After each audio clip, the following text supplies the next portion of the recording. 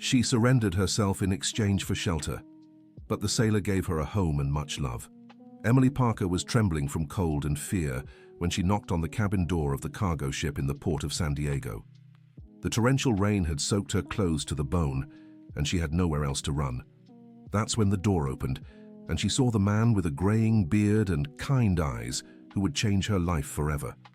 Unsure of what to say, she whispered the words that shamed her deeply.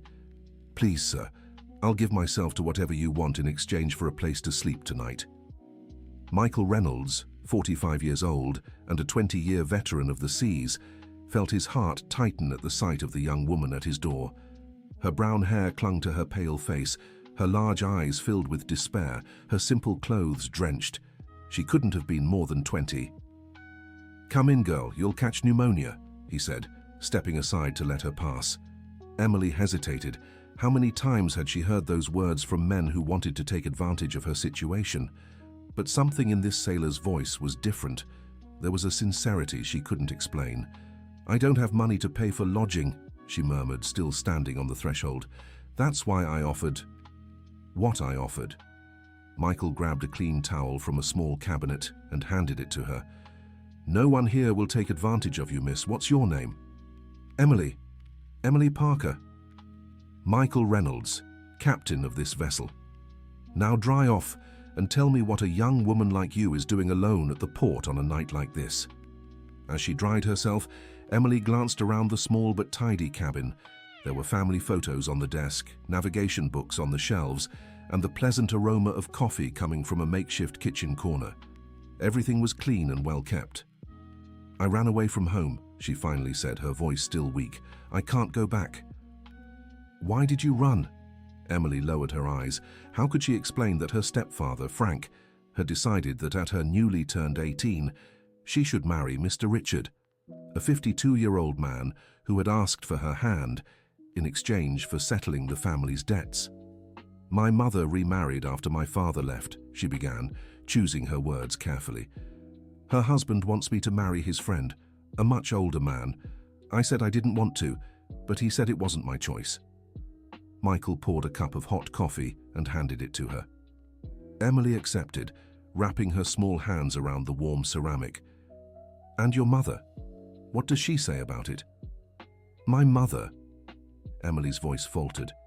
"She's been sick for a long time. She needs expensive medicine. My stepfather said the marriage would solve all our family's problems." It was a simplified version of the truth. Emily didn't have the courage to say that her mother, Sharon, had become dependent on sedatives after the depression that followed the separation.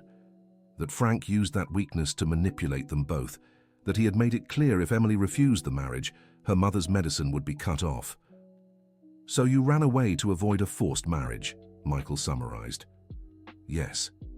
I managed to save a little money working as a cleaner in a few houses, but it wasn't even enough for a week at a boarding house. I've been on the streets for 3 days." Michael studied the young woman before him. There was something about her demeanor that struck him. Despite her desperation, she held onto her dignity. Despite her fear, there was determination in her eyes. "Well, Emily, you can sleep here on the couch tonight. Tomorrow, we'll talk more about your situation. But I said I'd give myself, and I said no one will take advantage of you. End of discussion." Emily felt tears welling up in her eyes. It had been so long since someone had treated her with kindness without expecting anything in return. "Thank you, Mr. Michael. I promise I won't be any trouble." "Don't call me Mr. It makes me feel too old." He smiled for the first time. "And you're already causing trouble because now I'll have to explain to the crew why there's a woman sleeping in my cabin." The next day, Emily woke to the sound of men's voices outside. Through the small round window, she saw it was already daylight, and several men were moving about the deck, preparing the ship to set sail. Michael entered the cabin carrying a tray with bread, coffee, and fruit. "Did you sleep well?" "Better than I have in weeks," she admitted. Sorry, Michael, are you really going to let me stay?" "That depends. Do you know how to work on a ship?" Emily shook her head. "I'd never set foot on one until yesterday." "But can you cook, clean, do laundry?" "Yes, I can do those things well." Then maybe we can come to an agreement. I need someone to help in the kitchen and clean the cabins. The work is hard, the hours are long, and you'll have to put up with some unpleasant comments from the crew. Sailors aren't known for their manners. Emily felt a flicker of hope in her chest. I can handle anything. I just need a place to stay until I can get back on my feet. Then it's settled. But there are rules. You'll sleep in the spare cabin next to the kitchen, not mine. You'll work hard without complaining. And if any man on this crew disrespects you, you tell me immediately. Understood? Understood. When Michael introduced her to the crew, Emily immediately noticed their wary glances. There were 12 men in total, most between 30 and 50, their skin weathered by sun and sea. Everyone, this is Emily. She'll be working with us on this voyage as a kitchen and cleaning assistant, Michael announced. I expect you all to treat her with the same respect you'd show the women in your families. Captain, with all due respect, said Robert, the head cook, a burly man around 40. A woman on board brings bad luck. Everyone knows that. Robert, the only bad luck I know is a lazy crew and poorly made food. If Emily helps you improve the kitchen, I only see advantages. And where will she sleep? Asked Stephen, the first mate, a thin man with a suspicious look. In the spare cabin, and let me make this very clear, anyone who disrespects her or tries anything will be left at the first port. I'm not joking. For the first few days, Emily worked quietly, observing and learning. Robert, despite his initial resistance, soon realized she was a good cook and efficient at cleaning. The other crew members treated her with cold politeness, keeping their distance. It was on the third night that everything changed. Emily was washing dishes in the kitchen when she heard footsteps behind her. She turned and saw Jason, one of the younger sailors, about 25, standing in the doorway with a smile that didn't reach his eyes. Hey, beautiful, how about we talk for a bit? I'm working, Jason. Ah, relax, the work can wait. You know the others are talking about you, right? Emily kept washing the dishes, trying to ignore him. They're saying you offered yourself to the captain in exchange for shelter, is that true? That's none of your business. Jason laughed and stepped closer. Look, you don't have to play hard to get with me. If you offered yourself to him, you can offer yourself to me. I can be very generous. Get out of here, Jason. Don't be ungrateful. A woman in your situation should be more friendly. It was when he reached out to touch her arm that Emily shouted, "Get away from me, don't touch me." The shout was loud enough that Michael, who was checking nautical charts in his cabin, heard it. In seconds, he was in the kitchen. What's going on here? Nothing, Captain, said Jason, stepping back quickly. I was just asking if she needed help. Is that true, Emily? Was he offering help? Emily looked at Jason, who was glaring at her threateningly, then at Michael. Something in the captain's stern expression encouraged her. He was saying I should be more friendly, like I was with you. Michael's face darkened in a way Emily had never seen before. Jason, you have 5 minutes to pack your things. You're disembarking at the next port. Captain, I was just 5 minutes. And if I find out you've spread lies about Emily or me, you'll have much bigger problems than losing this job. After Jason left, Michael was silent for a moment. Thank you, Emily whispered. You don't have to thank me. You shouldn't have to go through that. The others think What others think doesn't matter. You know the truth. I know the truth. That's enough. But Emily noticed the crew's glances in the following days. Some seemed respectful, others still suspicious. The situation grew even tenser when the ship faced a storm on the 4th night of the journey. The waves were enormous. The ship rocked violently. And Emily, who had never experienced anything like it, felt terribly seasick. She tried to keep working, but the nausea was unbearable. It was Robert who found her passed out in the kitchen, knocked over by a particularly strong wave that tilted the ship drastically. "Captain!" he shouted. "The girl collapsed!" Michael dropped everything and ran to the kitchen. Emily lay unconscious on the floor, a cut on her forehead where she'd hit a pot. "Robert, get the first aid kit. Stephen, take the helm." Michael carried Emily to his own cabin, which was more stable than hers. He cleaned the cut, applied a bandage, and stayed by the bed until she woke up. What happened? she asked, disoriented. You fainted during the storm, hit your head. I'm sorry, I didn't mean to be a bother. Emily, stop apologizing for things that aren't your fault. You've never sailed before. It's normal to feel sick at first. Has the storm stopped? No, we're still in the middle of it. But here in my cabin, you'll be more stable. Emily noticed she was in Michael's bed and he was sitting in a chair beside her, his clothes wet and his face tired. You haven't slept. Someone had to make sure you were okay. But you need rest too. I've been through worse storms. You're the one who's new to this. That night, Emily felt something shift inside her. It wasn't just gratitude she felt for Michael. There was something deeper, a sense of security she'd never experienced, not even with her own family.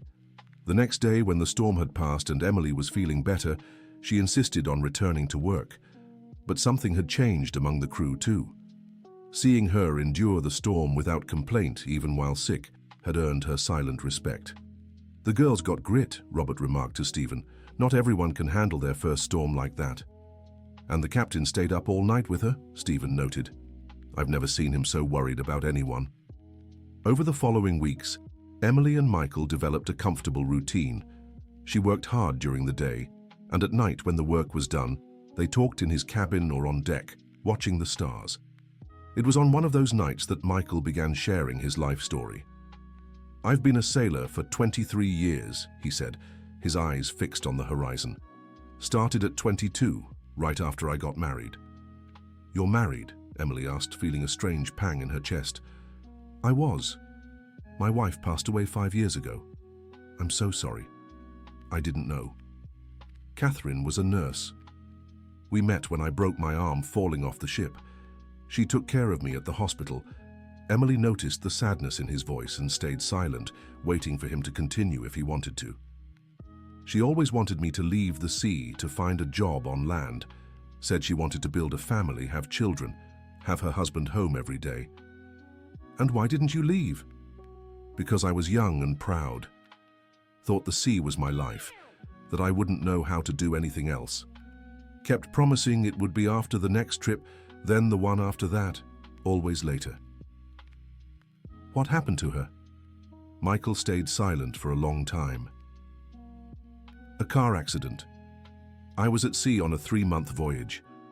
She was coming home from work on a rainy night. A truck ran a red light.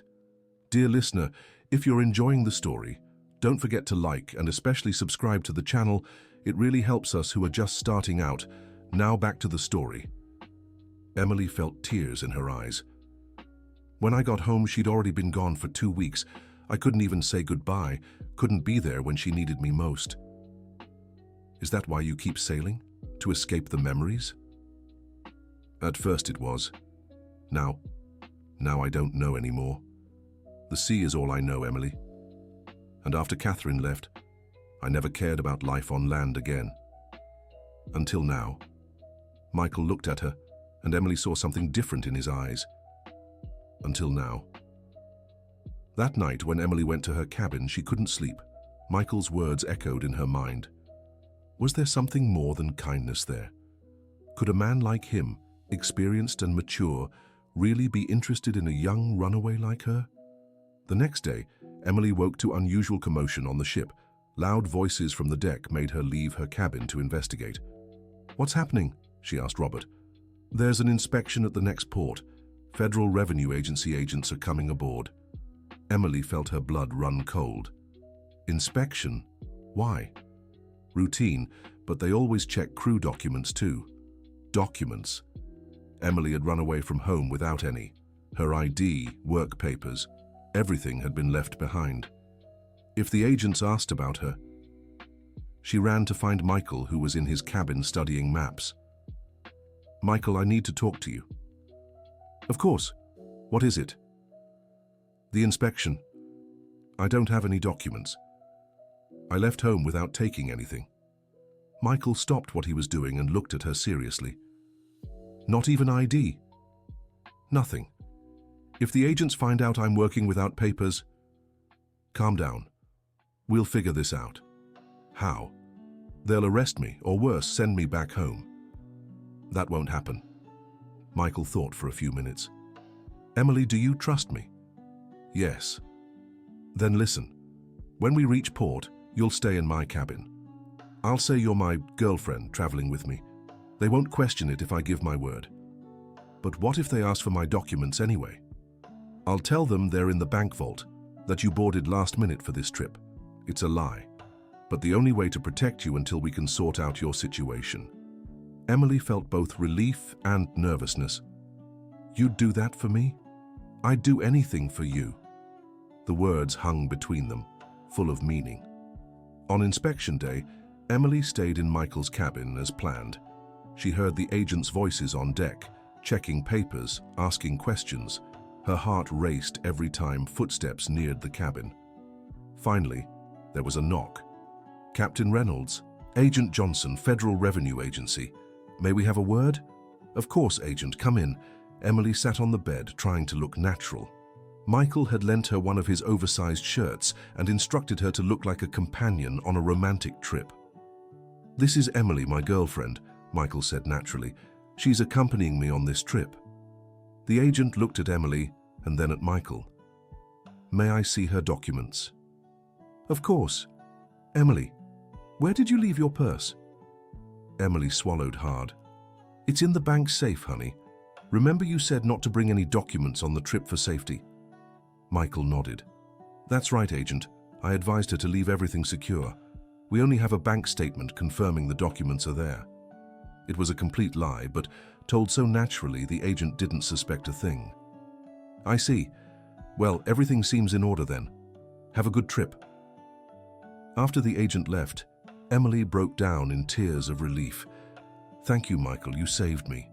No need to thank me, but this made me think of something. What? Your family. They must be worried, looking for you. Emily wiped her tears. My mother probably is, yes.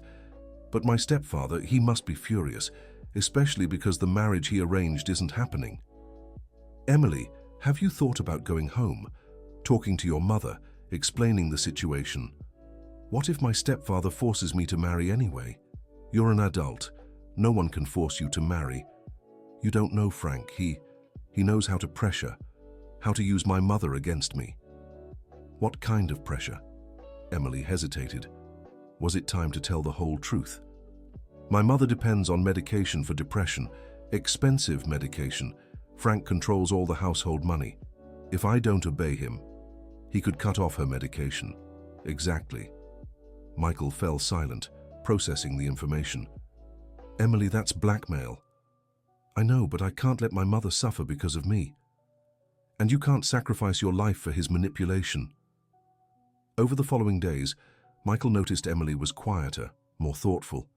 He knew she was struggling internally with her family situation. One afternoon, while she was helping Robert in the kitchen, unexpected news arrived. Stephen came running from the radio room. Captain, there's a message for Emily.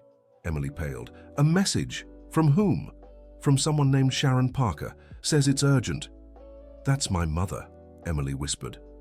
Michael took the message and read, Emily, my dear, please come home. I'm very ill and need you. Frank promised he won't mention marriage again if you return. Please, my child. Your loving mother, Sharon. Emily read the message with tears in her eyes. She's sick. I have to go back.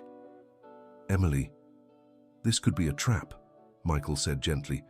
Your stepfather might be using your mother to make you return. But what if it's true?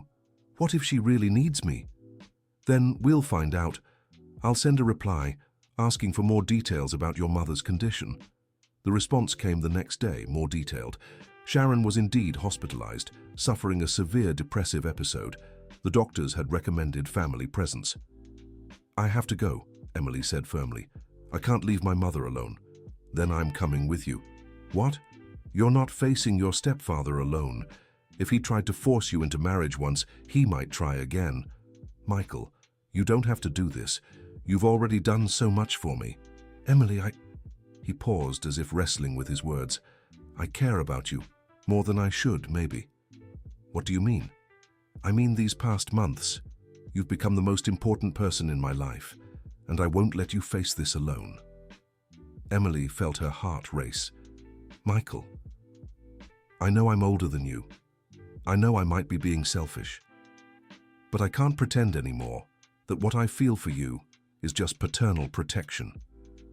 You think what I feel for you is filial? She asked, moving closer to him. I don't know what you feel. Then let me show you. Emily stepped closer and hesitantly touched his face. Michael closed his eyes at the gentle touch. Emily, are you sure? I don't want you to feel pressured. The only pressure I feel is being away from you. And then they kissed. It was a soft kiss, filled with emotions that had been growing for months. When they pulled apart, both knew something between them had changed forever. Now let's go back to San Diego, Michael said, together, and we'll settle this once and for all. 2 days later, the ship docked at the port of San Diego. Emily was nervous, but feeling Michael's hand in hers gave her courage. They took a taxi straight to the hospital where Sharon was staying. Emily hadn't announced her arrival, wanting to make sure it wasn't a trap. When they entered the room, Emily saw her mother in bed, visibly weakened and thinner than she remembered. Emily? Sharon opened her eyes and began to cry. My daughter, you're back. Hi, Mom. How are you? Better now that you're here. I was so afraid I'd never see you again. Emily hugged her mother, guilt tightening her chest. Who's this young man? Sharon asked, looking at Michael. This is Michael, Mom. He took care of me. Nice to meet you, Mrs. Sharon. I'm sorry to see you under these circumstances. Thank you for looking after my daughter. Just then, the door opened, and Frank walked in with the same authoritative air Emily remembered. Emily finally decided to come back. Frank, she greeted coldly. And you brought company, he said, eyeing Michael suspiciously. Who are you? Michael Reynolds, captain of the ship where Emily worked these past months. Worked? Frank laughed sarcastically. What kind of work could a girl like her do on a ship? Emily felt anger rise. Frank, don't start. Don't start what? I'm just curious about what kind of work you've been doing. Michael stepped forward. I suggest you watch your words, sir. Emily worked honestly as a kitchen and cleaning assistant, and she was treated with all the respect she deserves. Oh, really? And you expected nothing in return for that respect? Frank, Sharon exclaimed from the bed, you stop this. What I expect in return, Michael said calmly, is to keep taking care of her for the rest of my life, if she'll let me.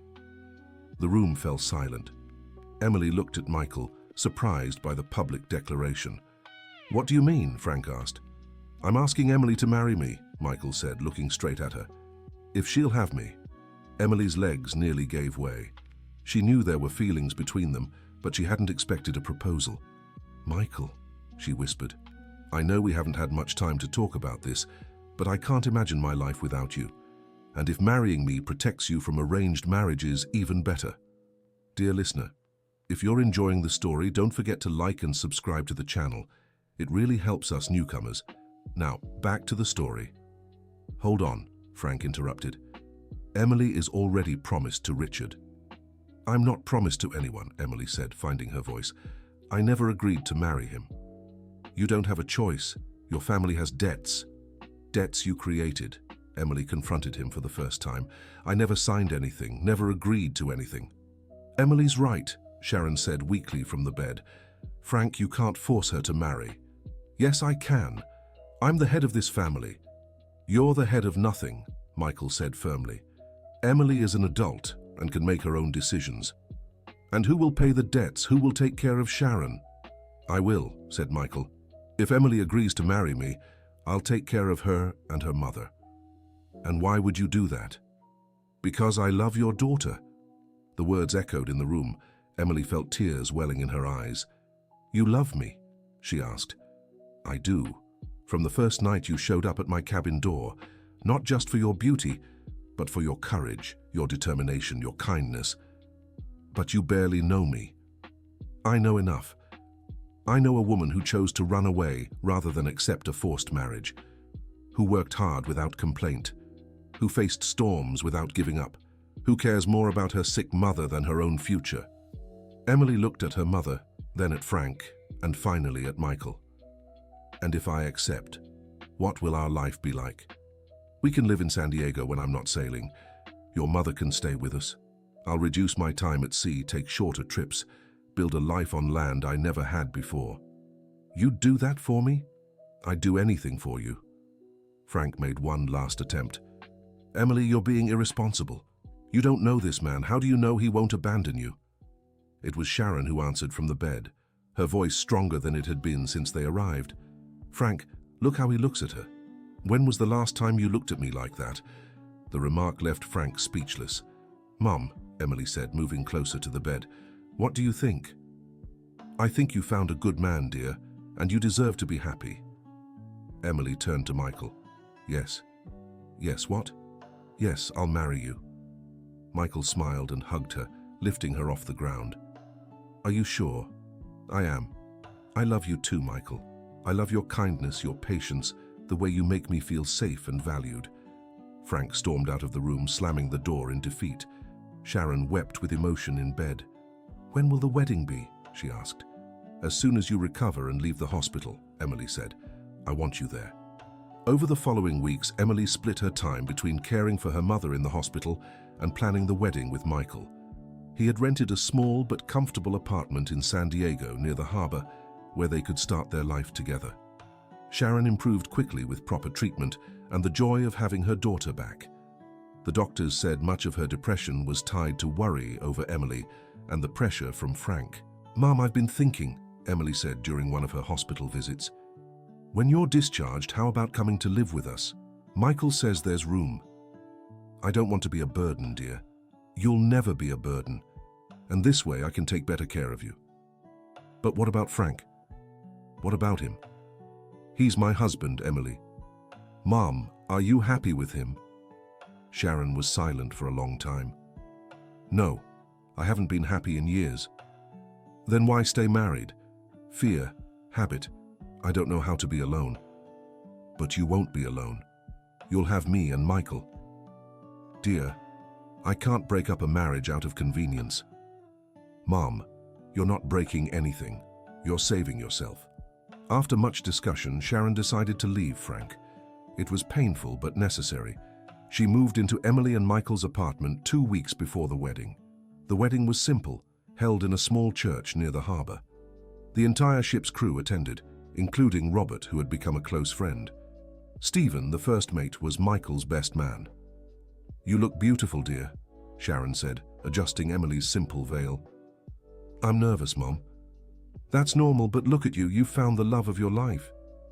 And you? Do you regret the separation? No, dear.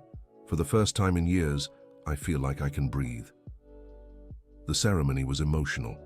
When Michael saw Emily entering the church in a simple yet beautiful dress, he couldn't hold back his tears. Do you, Emily Parker, take Michael Reynolds to be your lawful husband, to love and cherish him in sickness and in health, in joy and in sorrow, until death do you part? Asked the priest. I do. And do you, Michael Reynolds, take Emily Parker to be your lawful wife, to love and cherish her in sickness and in health, in joy and in sorrow, until death do you part? I do. When they kissed after the ceremony, Emily thought about how much her life had changed. Just months ago, she had been on the streets, with no prospects, offering herself in exchange for shelter. Now she was married to the man she loved, with her mother recovered and a new family. The honeymoon was special. Michael had taken 2 weeks off and rented a small beach house in Malibu. It was the first time Emily had seen the ocean from a perspective other than the ship. It's beautiful, she said, walking on the sand with Michael at sunset. Not as beautiful as you. Michael, can I ask you something? Of course. Do you miss Catherine? Michael stopped walking and looked at her seriously. Catherine will always have a place in my heart, Emily. She was my first love, my first wife. But what I feel for you is different. It's unique. It's not a comparison or a replacement. What do you mean? When I was young and with Catherine, I was impulsive, immature. I thought I knew everything about life. With you, I'm a wiser man who appreciates what he has. I love you with the wisdom pain has taught me. with the patience the years have given me. And you don't regret marrying someone younger? Emily, age is just a number. What matters is how two people connect, how they care for each other, how they build something together. And we've already proven we can do that. During their time at the beach, they talked about their future plans. Michael was considering cutting back even more on his time at sea, maybe getting an administrative job at the port. Are you sure? The ocean is your life, said Emily. It was my life. Now my life is you, our family. The ocean will always be there, but you and Sharon need me here. Michael, I don't want you to give up your dreams for me. My dreams have changed, Emily. Now I dream of growing old with you, of building a family, of having a stable life. Things I never thought I'd want. When they returned from their honeymoon, they found Sharon comfortably settled in the apartment, which she had decorated with flowers and prepared special meals to welcome them. How were those days? She asked. Perfect, Mum, Emily said, hugging her. And you, Michael? Are you happy? Mrs. Sharon, I don't think I've ever been happier in my life. The following months were full of adjustments and joy. Michael got the administrative job at the port and was only taking short weekend trips. Emily started working at a clothing store in downtown San Diego, discovering she had a talent for sales and customer service. Sharon, meanwhile, had joined a support group for people with depression and was doing much better, even considering going back to work. Then on a Saturday afternoon, nearly a year after the wedding, Emily shared news that would change everything again. Michael, I need to tell you something. What is it? He asked, setting down the book he'd been reading in the armchair. I'm pregnant. Michael dropped the book. What? 3 months. I went to the doctor today and confirmed it. Emily? He stood and hugged her.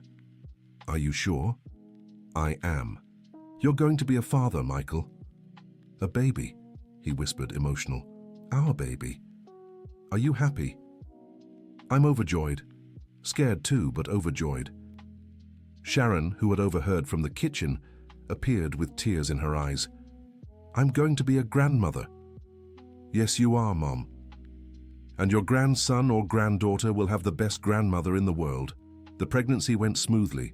Michael was even more protective, if that was possible, and Sharon helped with everything, happy to have a renewed purpose in life. It was during the 6th month of pregnancy that they received an unexpected visit. Emily was resting on the couch when the doorbell rang. Sharon went to answer it and returned with a strange expression. Emily, there's a woman here who wants to talk to you. She says her name is Jennifer. Jennifer. I don't know any Jennifer. She says she knows Michael, that it's important. Emily stood up, intrigued. At the door was a woman around 40 years old, well-dressed with a tense face. Are you Emily, the wife of Michael Reynolds? I am. And you are? Jennifer Williams, sister of Catherine. Emily felt the ground drop beneath her feet. His first wife's sister? Yes. May I come in? I need to talk to you. Emily invited her to sit in the living room, her heart racing. What do you want? I want you to know the truth about my sister's life with Michael. What truth? Did he tell you she wanted him to leave the sea, didn't he? He did. And that she was left alone, suffering, while he traveled. Yes. Lies. Catherine loved when he traveled.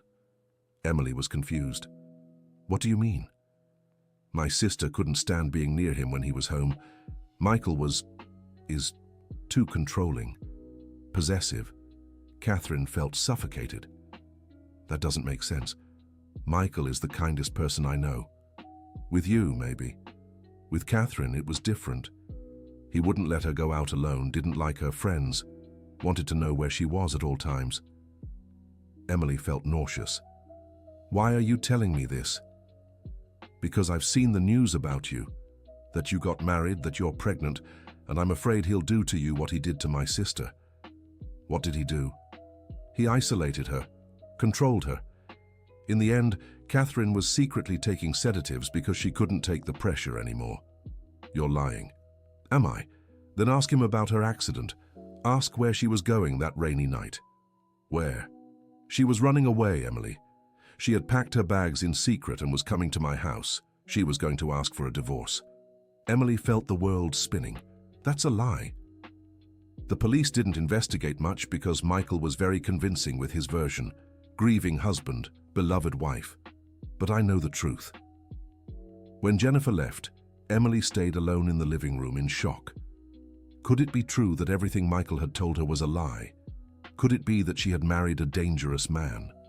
But then she thought about how he treated her, how he had respected her decision not to sleep with him on the first night, how he had protected her during the inspection, how he took care of her mother. No, it wasn't possible. When Michael came home from work, Emily was in the kitchen preparing dinner with a thoughtful expression. "Hi, love. How was your day?" "Michael, can I ask you something about Catherine?" He stopped taking off his coat. "Of course. What do you want to know?" "You said she wanted you to leave the sea, but was that true? Why are you asking this? Just answer." Michael sighed and sat at the kitchen table. "The truth is more complicated, Emily." "What kind of complicated?" "Catherine had problems, love. She was unstable. She had anxiety attacks, panic episodes. When I was home, she was calmer, more secure. When I traveled, she'd freak out. And you didn't think you should stay on land to take care of her. I tried, but she said I was suffocating her, that she needed space. It was a no-win situation. Michael, tell me the truth about the accident." His face turned pale. "Why are you asking this? Did something happen?" "Her sister was here today. Jennifer." His tone changed completely. "What did she want?" "She said Catherine was running away from you the night of the accident." Michael stayed silent for a long time. "And you believed her?" "I don't know what to believe, Michael. That's why I'm asking you. Emily, sit here." She sat at the table, her hands trembling. "It's true Catherine was leaving that night, but not because I was controlling or violent, because she was having a severe episode of depression and anxiety and couldn't handle the marriage anymore." "What do you mean?" "She had stopped taking her medication without telling me. She was having hallucinations, constant panic attacks. That week she accused me of having an affair, of poisoning her, of controlling her mind. And you didn't try to help." "I did. I scheduled a psychiatrist appointment, tried to convince her to take her meds again. But she said I was trying to commit her, that I wanted to get rid of her." Emily absorbed the information. "The night of the accident," we argued. "She said she was going to Jennifer's house, that I'd never see her again. I tried to stop her, not because I wanted to control her, but because she was clearly in crisis and shouldn't have been driving. And she went anyway. And she went anyway. And I've never forgiven myself for not running after her. Why didn't you tell me this from the start?" "Because it's painful, Emily. And because I'm afraid you'll think I'm a bad husband, that I failed my first wife." Emily stayed silent, processing everything. "Michael, look at me." He raised his eyes, which were wet. "Do you love me? More than anything in life? And will you take care of me and our baby? Always. Then what happened in the past doesn't matter. What matters is who you are with me. Are you sure?" "I am. But promise me one thing. If I'm going through a hard time, if I have postpartum depression or anything like that, you'll be patient with me and get professional help if needed." "I promise." "And Emily?" "Yes." "Thank you for trusting me." The remaining months of the pregnancy passed without incident. Jennifer didn't contact them again, and Emily never doubted Michael's love. The delivery went smoothly and they had a beautiful baby girl whom they named Hope. "Why Hope?" asked Sharon, holding her granddaughter. "Because she represents the hope I lost and found again," said Emily, looking at Michael. "The hope for a better life, a happy family. And because," Michael added, "she was born from the most desperate moment of your mother's life." When Emily knocked on my cabin door, soaked and hopeless, neither of us could have imagined so much love would come from that moment. 2 years later, Emily was pregnant again. Michael had been promoted to harbor supervisor and was earning well. Sharon had gone back to work as a school secretary and had fully recovered. One afternoon, as Emily played with Hope at the park near their home, a woman approached. "Excuse me, aren't you Emily? Who worked on Captain Michael's ship? Emily looked at the woman who seemed familiar. I am. And you are? Margaret, wife of Robert the cook. Remember me? Of course. How are you? Good. And I see you are too. Is this your daughter? Yes. Hope. She's beautiful. Listen, I wanted to thank you. Thank me for what? For what you did for my Robert. I didn't do anything. You did. Ever since you worked on the ship with them, Robert changed a lot. Became more affectionate, more attentive to me and the kids. How so? He said seeing how Captain Michael treated you made him reflect on how he treated his own family, that the two of you were an example of how a couple should love each other. Emily felt emotional. That's so good to hear. And it's not just him, Stephen changed too. And Jason, who got fired that time, later sought out Robert to apologize and say he'd learned to respect women. Really? Really? You two have no idea the impact you've had on so many lives. When Emily shared that conversation with Michael that night, he was moved. I never thought our story could inspire others. That's because it's a beautiful story, Michael, about how two lonely, hurt people can heal together. And it's not over yet, he said, placing his hand on her pregnant belly. We're just getting started.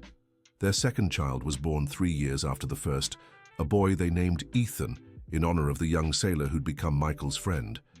Ethan was different from Hope, more energetic, more curious, always exploring everything. He'll be a sailor like his dad, Sharon joked. If that's what he wants, Emily replied. The important thing is that he's happy. When Hope turned 5 and Ethan 2, Emily made a surprising suggestion to Michael. What if we adopted a child? Adopted? Why? Because we've been so lucky, Michael. We found each other when we needed it most. Maybe we can be that luck for another child who needs a family. Are you sure? We already have 2 little ones. That's exactly why. They could have a sibling who truly needs us. After much discussion and preparation, they adopted Sarah, a 7-year-old girl who'd lost her parents in an accident and had been in the shelter for 2 years. Why did you pick me? Sarah asked during her first week at home. Because every child deserves a family who loves them, Emily answered. And because you chose us too. What do you mean? When we first saw you at the shelter, you were taking care of a younger child. That showed you have a good heart, just like ours. Sarah adapted quickly to the family. She and Hope became best friends, and Ethan followed her everywhere as if she were his hero. 5 years after the adoption, Sarah asked a question that took everyone by surprise. Dad Michael, can I change my last name to Reynolds? Of course, sweetheart. But why? Because I want everyone to know I'm really part of this family. Sarah, Emily said, you've always been part of this family. From day one. I know. But I want it to be official. I want to be Sarah Reynolds. At the courthouse, when Sarah signed the papers to change her name, the whole family was there. Sharon, now with completely white hair but still full of life, cried with emotion. Now we're all Reynolds, Michael said. Officially. We always were, Emily corrected. The papers just confirm what we already knew. Years passed. Hope became a teacher and worked at the same school where Sharon had been the secretary. Ethan became a naval engineer, combining his father's love for the sea with a passion for technology. Sarah studied psychology and opened a clinic to help traumatized children. Emily, meanwhile, opened a small inn near the harbor, specializing in hosting sailors' families. It was a welcoming place where wives and children could stay while waiting for their husbands and fathers to return from voyages. Why did you choose this kind of business? A local journalist asked while writing a piece on women entrepreneurs. Because I know what it's like to be far from home with nowhere to stay, Emily replied. And I know how important it is to have someone who understands your situation. Do you have personal experience with that? Emily looked at Michael, who was helping Ethan with some paperwork at the inn's front desk, and smiled. Let's just say I met my husband when I desperately needed shelter. He gave me so much more than that. He gave me a home and a family. On a Sunday afternoon, when the whole family was gathered for their weekly lunch at Emily and Michael's house, Sharon made an announcement. Everyone, I have something to tell you. What is it, Grandma? Asked Ethan. I've met someone. What do you mean, Mom? Asked Emily. A very kind gentleman who attends the support group. His name is Gerald.